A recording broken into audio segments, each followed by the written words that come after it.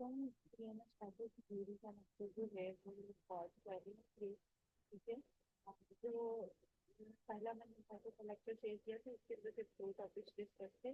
एक हेमरेज के साथ डिस्कशन थी और दूसरा जो है वो मेम्ब्रेन के साथ डिस्कशन। अच्छा, जो मोस्ट इम्पोर्टेंट चीज़ है वो हमारे पास हेमरेज जो हमारे पास एमसीक्यूज में आते हैं सबएरिथेमॉइड एक्स्ट्रा ड्यूरल हेमरेज इंट्रापेरेन्काइमल हेमरेजेस। ठीक है।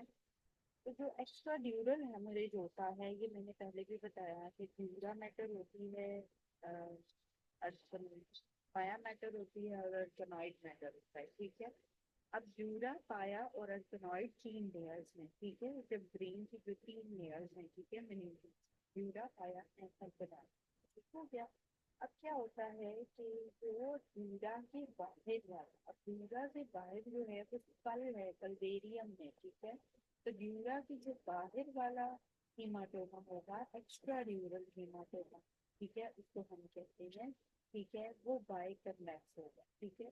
जो एक्स्ट्रा ड्यूरल हीमाटोमा है वो होगा बाइकर्नैक्स। ठीक हो गया। उसके बाद हमारे पास आ जाता है सब ड्यूरल हीमाटोमा जिसे हम कह रहे होते हैं। ठीक है, वो आ जाता है। ठीक है। जो सब ड्यूरल हीमाटोमा होता है वो फ्री सेल शेप होता है। ठीक है। तो दो है हमारे पास। एक है एक्स्ट्रा ड्यूरल, ठीक हो गया, दैट इज द बाइकर्नैक्स।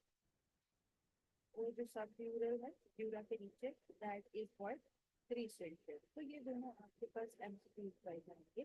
ठीक है। अब जो एक्स्ट्रा ड्यूरल हीमाटोमा होता है इसमें ल्यूसिड इंटरवल इंपॉर्टेंट होता है, जिसमें पेशेंट आपका आएगा, ठीक है, ओके, ठीक है, जीसीएस उसका ठीक है, एकदम इंटरवल आएगा फिर उसी का फिर बैठेगा। ठीक है। तो ये जो है इसको हम ल्यूसिड इंटरवल कहते हैं। ठीक है। तो ये पॉजिटिव होता है हमारा एक्स्ट्रा ड्यूरल हीमाटोमा के अंदर। ठीक है। और जो ये सब ड्यूरल हीमाटोमा है इसमें ये ल्यूसिड इंटरवल नहीं होता। Most important point, extra ड्यूरल haematoma में हमारे पास मिडल मेनिंजियल आर्टरी इन्वॉल्व होती है। ठीक है, मिडल मेनिंजियल आर्टरी। और जो सब ड्यूरल हीमाटोमा है उसमें ब्रिजिंग वेन्स इन्वॉल्व होती हैं और सुपीरियर सेरिब्रल वेन। ठीक है, सुपीरियर सेरिब्रल वेन और ब्रिजिंग वेन ये एमसीक्यूज वाइज भी इसी तरह ही आते हैं। फिर उसके बाद हमारे पास सबरेकनॉइड है, हमारी चीज आ जाते हैं। ठीक है। अब क्या है कि ड्यूरा मैटर, क्लाया मैटर एंड जो हमारे पास एरिकनॉइड मैटर है उसके सब एरिकनॉइड हेमरेजेस आते हैं। ठीक है। अब एरिकनॉइड मैटर के जो सब एरिकनॉइड हेमरेजेस हैं जिसके अंदर हमारे पास एमसीक्यूज कैसे आते हैं, एमसीक्यूज वाइज जो है सब एरिकनॉइड हेमरेज में ये आता है कि ये जो है वो ब्लीडिंग होती है rupture of aneurysm, berry aneurysm. ठीक है, बैरी एनोरिज्म का रप्चर बार का लिखा जाता है। अब ये होता है हमारा सर्कल ऑफ विल्स के अंदर। ठीक है। जो सब रिकॉर्ड हमारे मीनिंग या बैरी एनोरिज्म हम सर्कल ऑफ विल्स के साथ, सर्कल ऑफ विल्स हमारा ब्रेन में सब रिकॉर्ड स्पेस के अंदर, ठीक है, सब रिकॉर्ड स्पेस में होता है सर्कल ऑफ विल्स। ठीक है। सब रिकॉर्ड स्पेस बहुत सेंसिटिव पार्ट होता है क्योंकि यहाँ पे मेनली सर्कल ऑफ विल्स होता है जिसके अंदर ब्रेन की मेजर जो है वो आर्टरीज होती है। ठीक है। तो सर्कल ऑफ विल्स की मैं अभी आपको एक पिक्चर भी दिखा दूंगी या इस तरह थोड़ा सा बना के मैं बता देती हूँ। अच्छा, नीचे से स्पाइनल कॉर्ड के ये पॉइंट से ये वर्टिकल आर्टरी आ रही होती है। ठीक है, इसके ऊपर ये कन्वर्ट हो जाती है इनटू द बेसिलर आर्टरी। जो बेसिलर आर्टरी होती है वो पॉन्स के लेवल पे होती है। ठीक है, पॉन्स के लेवल पे ये बेसिलर आर्टरी फर्दर जो है वो पोस्टीरियर सेरेब्रल आर्टरी के साथ मिलती है और उसके बाद पोस्टीरियर कम्युनिकेटिंग आर्टरीज दे देती है यहाँ से। ठीक, दो पोस्टीरियर कम्युनिकेटिंग आर्टरीज होती है। फिर इंटरनल कैरोटिड आर्टरी जो नीचे से ऊपर आ रही होती है इसकी दो ब्रांचेस होती है, interior cerebral artery and middle cerebral artery. ठीक है। एंटीरियर सेरेब्रल आर्टरीज की भी दो आगे से ब्रांचेस आती हैं। ठीक है, और एक बीच में इंटीरियर कम्युनिकेटिंग आर्टरी। ठीक हो गया। ये तकरीबन सर्कल ऑफ विल्स इस तरह होता है। ठीक है। अब इसके अंदर जो है वो हमारे पास जो वेरी एनोरिज्म है मोस्ट कॉमनली ये इंटीरियर कम्युनिकेटिंग आर्टरी के पॉइंट पे बात होता यहाँ पे लीक बहुत ज्यादा होने के चांसेस होते हैं। ठीक है। तो ये जो है वो सर सर्कल ऑफ विलियस के डैमेज पे जो है मेनली जो है वो सबरेकनॉइड हेमरेज होता है। इसके अलावा इसके अंदर जो है वो वर्स्ट हेडेक ऑफ लाइफ या थंडर क्लैप हेडेक का एमसीक्यूज आ सकता है। और इम्पोर्टेंट चीज जेंथोक्रोमिक लंबर पंक्चर, जब आप सीएसएफ पंक्चर करते हैं तो वो जेंथोक्रोमिक होता है, येलोइश टू व्हाइट, ठीक है, या ब्लडी और येलो होता है, ठीक है। तो ये जो जेंथोक्रोमिक सीएसएफ आप जो लंबर कर रहे हैं पंक्चर कर रहे हैं उसके अंदर ये जेंथोक्रोमिक लंबर पंक्चर आपको मिलेगा। और इसके अलावा सबरेकनॉइड हेमरेज में आप निकोटीन देते हैं और जो है वो डार्क रूम का अरेंजमेंट करते हैं पेशेंट के लिए, ठीक है। तो ये इंपॉर्टेंट पॉइंट्स है विद द हेमरेजेस, ठीक है। और तो यहाँ तक समझ आ गया होगा। इसके बाद जो है वो पॉइंट हमारे पास है सीयर्स का। अच्छा, सीयर्स में इतने एमसीक्यूज हमारे पास नहीं आते, लेकिन आपको थोड़ा बहुत ये नो हाउ होना चाहिए कि सीयर्स में असल में हमारे पास आता क्या है, ठीक है।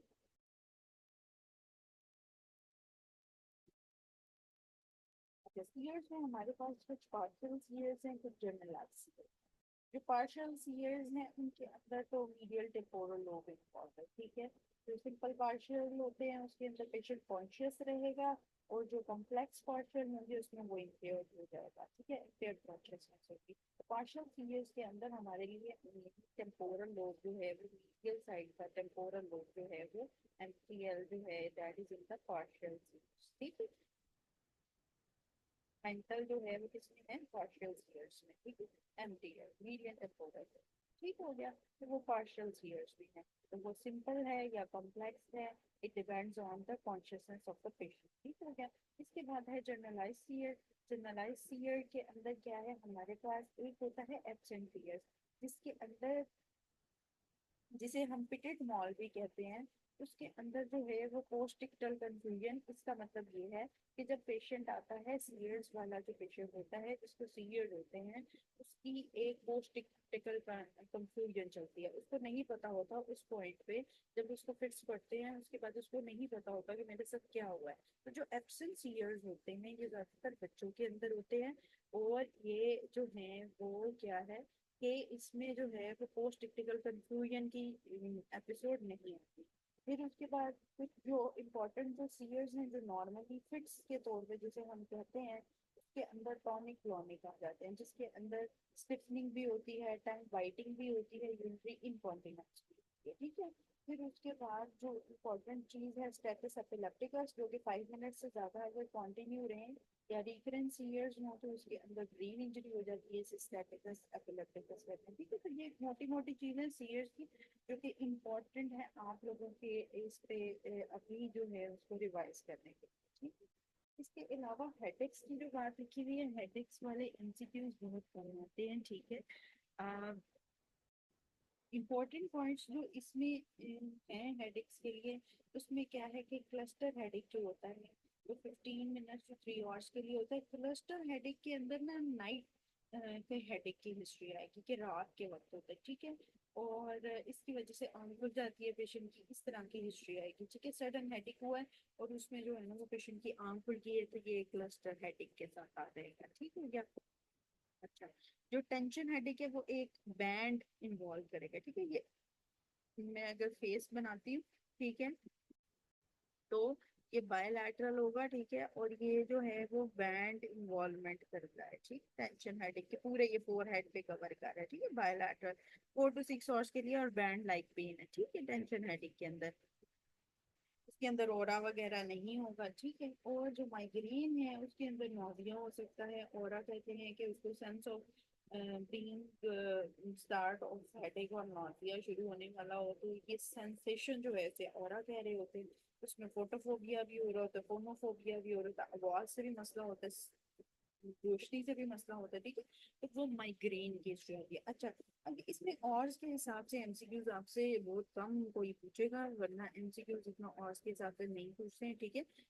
तो जो हेडेक के एमसीक्यूज हैं वो भी कम आते हैं।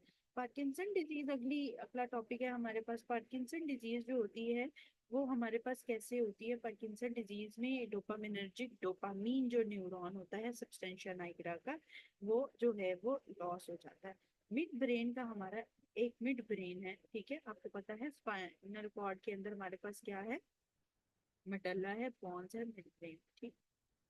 Sorry, mid brain pons and medulla, मैंने उल्टा बोल दिया, ठीक है। तो mid brain pons and medulla है। अब मिड ब्रेन के लेवल पे सब्सटेंशिया नाइग्रा है। सब्सटेंशिया नाइग्रा डोपामिन जो है वो रिलीज करता है। जब डोपामिन लॉस ऑफ डोपामिन होता है तो उसकी वजह से ये पार्किंसंस वाली जो है वो डिजीज आ जाती है। इसके अंदर निमोनिक है, ट्रैप्स, ठीक है, ट्रैप करते हैं किसी चीज में, तो ट्रैप्स निमोनिक है जिसमें ट्रैमर है, फिर रोलिंग ट्रैमर है, रिजिडिटी है, कॉगवील रिजिडिटी जिसे कहते हैं, एकाइनेजिया है, ठीक है, स्लो स्लो काम करना, ठीक है, पोस्चरल इंस्टेबिलिटी है, शफलिंग गेट है, और इसके अलावा माइक्रोग्राफिया या स्मॉल हैंड राइटिंग जिसे कहते हैं वो, ठीक है।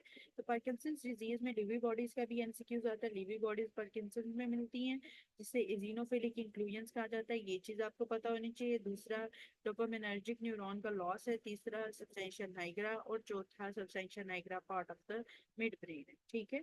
इसके बाद हंटिंगटन डिजीज है। Huntington disease autosomal dominant disease है। मैंने पहले भी एक दफा बताया था कि अगर हमने हंट करना है तो हमने हंट करके जो है वो किधर रख लेना है चीज को, केज में। तो इसका जो है ना वो ऑटोसोमल डोमिनेंट होने के अलावा इसको जो केज का इसका सीक्वेंस है, ये ट्राई न्यूक्लियोटाइड का सीक्वेंस आप लोगों को पता होना चाहिए। रिपीट एक्सपेंशन होती है इसके अंदर, ठीक है। हंटिंगटन कोरिया होता है, ठीक है। हंटिंगटन कोरिया में कोरिया होता है, और कोरिया में एबनॉर्मल जो है वो मूवमेंट होती है, चाहे वो हैंड्स की हो, ठीक है, ठीक है। तो उसके अंदर जो है वो कोरिया आ जाता है। इसके अलावा थिटोसिस, एग्रेशन, डिप्रेशन आ जाता है, ठीक है। और ए ट्रॉफी इसके अंदर हो जाती है कॉर्डेट और फूटामेन की, ठीक है। कॉर्डेट लोग और फूटामेन, कॉर्डेट और फूटामेन हम आगे डिस्कस करेंगे न्यूरो एनाटॉमी के अंदर, जहाँ पे हम बेसल गैंग्लिया को डिस्कस करेंगे इन डिटेल, ठीक है। कॉर्डेट और फूटामेन को वहां पे भी डिस्कस करेंगे, और किस चीज की कौन सी कमी होने की वजह से कोरिया होता है और किसकी वजह से एथिडोसिस वगैरह होता है, तो ये भी हम डिस्कस करेंगे, ठीक है। तो अभी बस इतना याद रखते हैं, हंटिंगटन में इस कॉर्डेट और फूटामिन की जो है वो ए ट्रॉफी हो जाती है, ठीक है। ए ट्रॉफी इज इम्पोर्टेंट, राइट, ठीक हो गया। और हंटिंगटन कोरिया होता है, और केज में हंट करके केज में कोई चीज आप रख लेते हैं, तो केज का ट्राई न्यूक्लियोटाइड जो इसका सीक्वेंस है ये याद होना चाहिए। इसके अलावा जो अल्जाइमर डिजीज है उसके अंदर मोस्ट कॉमन कॉज है डिमेंशिया एल्डरली पीपल के अंदर, ठीक है।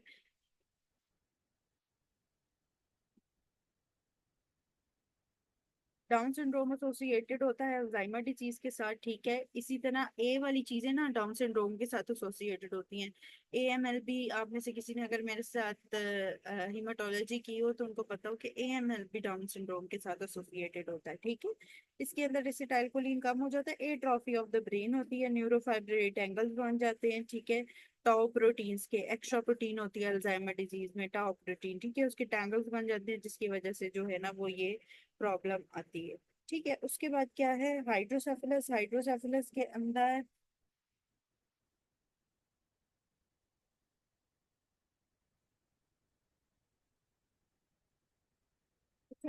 कम्युनिकेटिंग नॉर्मल प्रेशर या नॉन कम्युनिकेटिंग में इतना एमसीक्यूज नहीं कोई भी मैंने देखा हाइड्रोसेफलस के अंदर, ठीक है। मोटी मोटी चीजें जो पढ़ने वाली यही है कि जो नॉर्मल प्रेशर हाइड्रोसेफलस होता है इसके अंदर जो है वो सीएसएफ का प्रेशर एलिवेट नहीं होता, लेकिन इसके अंदर जो है वो यूरिनरी इनकॉन्टिनेंस, गेट और डिसफंक्शन होता है, कॉग्निटिव डिसफंक्शन, ठीक है। तो इसके अंदर गेट, यूरिनरी इनकॉन्टिनेंस और कॉग्निटिव फंक्शन आता है नॉर्मल प्रेशर हाइड्रोसेफलस में, लेकिन इसमें सीएसएफ का प्रेशर जो है वो नॉर्मल। कम्युनिकेटिंग हाइड्रोसेफलस में अल्कोनॉइड स्केरिंग की वजह से होगा या पोस्ट मेनिंजाइटिस होगा, और नॉन कम्युनिकेटिंग में एक्विडक्ट ऑफ सिल्वस अगर ब्लॉक हो जाएगा तो उसमें जो है वो हाइड्रोसेफलस होगा। जहाँ पे मैंने आपको थर्ड और फोर्थ वेंट्रिकल का बताया था कि इन दोनों के दरमियान एक्विडक्ट ऑफ सिल्वियस होती है, तो मैंने ये बताया था कि सबसे most common cause of blockage जो है वो हाइड्रोसेफलस कॉज करने की सबसे ज्यादा ब्लॉकेज यहीं पे ही होती है, एक्विडक्ट ऑफ सिल्वियस पे, ठीक है। तो उसी के साथ ही है ये नॉन कम्युनिकेटिंग हाइड्रोसेफलस, जिसमें कम्युनिकेशन कोई बिल्ड नहीं हुई होती, ब्लॉकेज होता है, ठीक है, इससे हाइड्रोसेफलस मेंटेन हो जाता है। इस तरह टीबी के साथ एमसीक्यूज हमारे हाइड्रोसेफलस के आते हैं कि जो टीबी मेनिंजाइटिस है that is the most common cause to develop hydrocephalus, ठीक है, ये भी आपको पता होना चाहिए।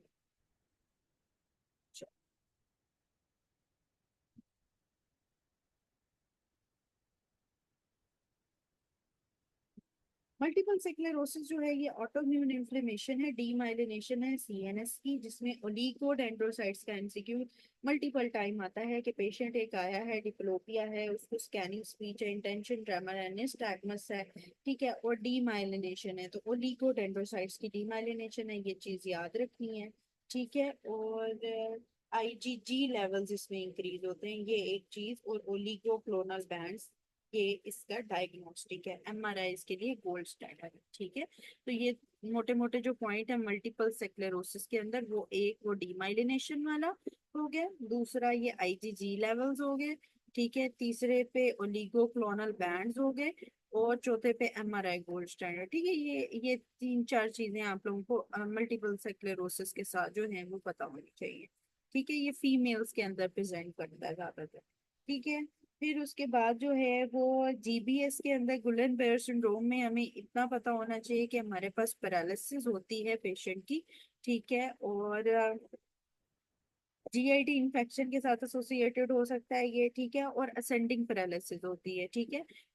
असेंडिंग पैरालिसिस का मतलब ये है कि नीचे पहले लेग्स की पैरालिसिस होगी, फिर अपर लिम्स की होगी, ठीक है। तो ascending paralysis is the important feature in GBS, ठीक है। और फिर उसके बाद फेशियल पैरालिसिस होगी, रेस्पिरेटरी पैरालिसिस हो सकती है, ठीक है, और क्रेनियल नर्व जो पेरिफेरल नर्वस सिस्टम, इसमें 3 to 12 तक क्रेनियल नर्व को अफेक्ट ये कर सकता है, ठीक है, जीबीएस, ठीक है। 1 2 को नहीं करता, 3 to 12 को करता है, और इसमें सीएसएफ प्रोटीन्स भी ज्यादा होती है, ठीक है। तो जो इम्पोर्टेंट इम्पोर्टेंट पॉइंट्स हैं वो यही हैं। अच्छा, जीबीएस के भी एक एमसीक्यू जो है वो हमें डबल ए में मिलेगा, ठीक है। बाकी जो है वो एसकेएस में भी आपको, या प्रीवियसली जीबीएस के एमसीक्यूज नहीं आए हैं, लेकिन you should know about GBS के, इसके अंदर असेंडिंग पैरालिसिस होती है, इसका बहुत इंपॉर्टेंट पॉइंट है, और एमसीक्यूज में इसी तरह ही होता है।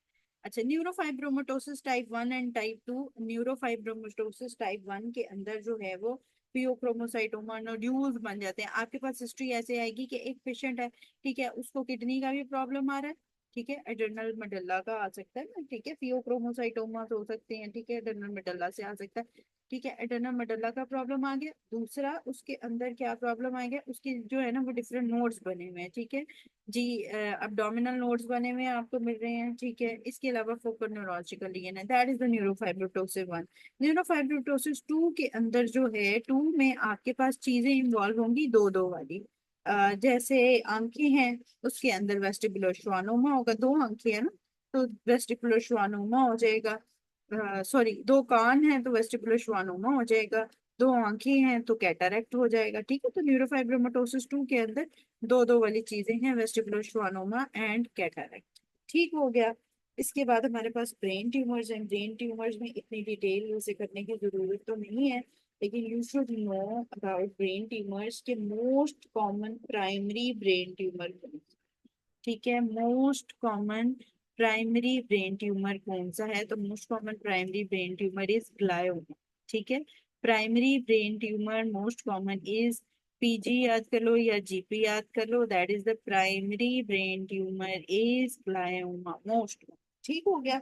इसके बाद है most common benign brain tumour, ठीक है, एमबी से याद कर लो। बिनाइन ब्रेन ट्यूमर कौन सा है, मेनिंजियोमा, बिनाइन कौन सा है, मेनिंजियोमा, प्राइमरी कौन सा है, ग्लायो, ठीक हो गया। इसके बाद most common type of glial tumour कौन सा है, तो ग्लायल सेल्स मोस्ट कॉमन कौन से होते हैं, एस्ट्रोसाइट्स, तो एस्ट्रोसाइटोमा, ठीक है। ग्लायल ट्यूमर कौन सा है, एस्ट्रोसाइटोमा, ठीक है। फिर उसके बाद है most common site of brain tumour in neonates, तो सुप्राटेंटोरियल होता है, बच्चों में ऊपर होता है, ठीक है, और चिल्ड्रंस में इंफ्राटेंटोरियल होता है, ठीक है। फिर इसमें नंजियोमा के अंदर आपको समोमा बॉडीज भी मिल सकती हैं, ठीक, समोमा बॉडीज इसमें कॉमन है। ये जो है वो इम्पोर्टेंट पॉइंट्स हैं विद द ब्रेन ट्यूमर, जो कि आप लोगों को पता होने चाहिए, ठीक है। इसके अलावा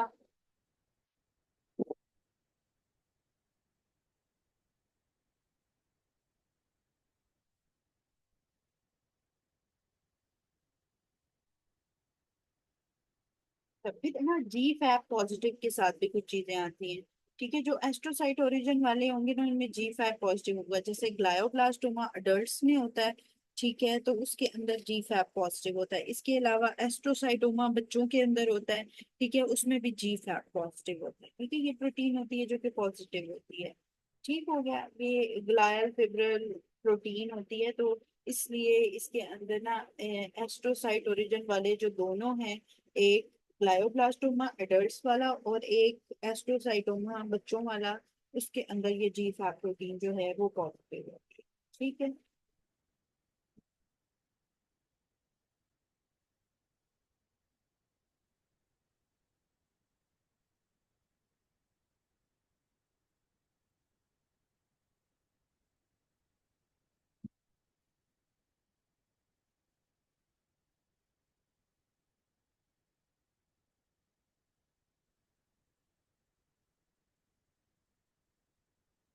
इसके अलावा हॉर्नर सिंड्रोम है, इंपॉर्टेंट एंटाइटी है। ठीक है, हॉर्नर सिंड्रोम के अंदर हमारे पास सिंपैथेटिक डिनर्वेशन होती है फेस की। ठीक है, इसमें टोसिस, एब्सेंस ऑफ स्वेटिंग उस साइड की, ठीक है, flushing of affective side of face और प्यूपिल कंस्ट्रिक्शन हो जाती है। ठीक है, हॉर्नर सिंड्रोम में जो सिंपैथेटिक चेन होती है, सिंपैथेटिक सप्लाई होती है, सर्वाइकल जो सिंपैथेटिक सप्लाई है वो डैमेज हो जाती है, जिसकी वजह से टोसिस, ठीक है, मायोसिस और एब्सेंस ऑफ स्वेटिंग। जो मोस्ट इंपॉर्टेंट इसका पॉइंट होता है दैट इज द मायोसिस और फिर टोसिस और एब्सेंस ऑफ स्वेटिंग। ठीक है, तो ये आगे भी हमारे पास एक दफा सीक्वेंस आ जाएगा, उसको कंफर्म भी कर लेंगे। ठीक है, तो इसमें जो है ना वो ptosis, absence of sweating and miosis, ये जो है ये तीनों फीचर्स आ रहे होते हैं, और सर्वाइकल सिंपैथेटिक चेन जो है वो डैमेज होने की वजह से हॉर्नर सिंड्रोम होता है।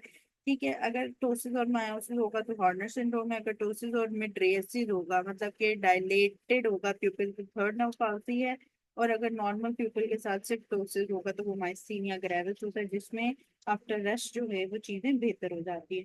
फिर डेफनेस के साथ कुछ एमसीक्यूज हमारे पास आते हैं। जो कंडक्टिंग हियरिंग लॉस होता है उसके अंदर वेबर जो है, अगर आप ट्यूनिंग फोर्क को स्ट्राइक करके फोरहेड के दरमियान में रखेंगे तो वो पुअर ईयर की तरफ लेटराइज होगा, जो जिस ईयर में प्रॉब्लम है उस ईयर में ही जो है वो वेबर लेटराइज करेगा। ठीक है, और इसके अलावा इसमें रेनन टेस्ट नेगेटिव होता है कि बोन कंडक्शन ही ज्यादा होती है। जब आप ट्यूनिंग फोर्क को स्ट्राइक करके पीछे रखते हैं बोन पे, फिर आगे कान के लेके आते हैं, फिर आवाज जब कान में बंद होती है पीछे रखते हैं, तो उसमें जो है वो नहीं होती। तो bone conduction is greater than air conduction जो है वो, ये होता है नेगेटिव रेनन कंडक्टिंग हियरिंग लॉस में। और सेंसोरियल हियरिंग लॉस में एयर कंडक्शन ही ज्यादा होती है, बोन कंडक्शन से पॉजिटिव रेनन होता है, और वेबर जो है वो लिटलाइज करता है बेटर एयर की।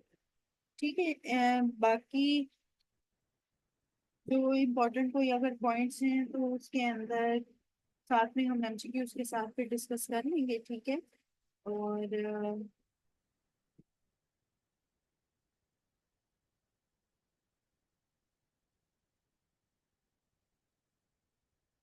फिर एमसीक्यूज में जो भी कोई ऐसा एमसीक्यूज आया जो कि हमने डिस्कस ना किया हुआ तो हम उसको डिस्कस करेंगे। ठीक हो गया, चलें, ओके।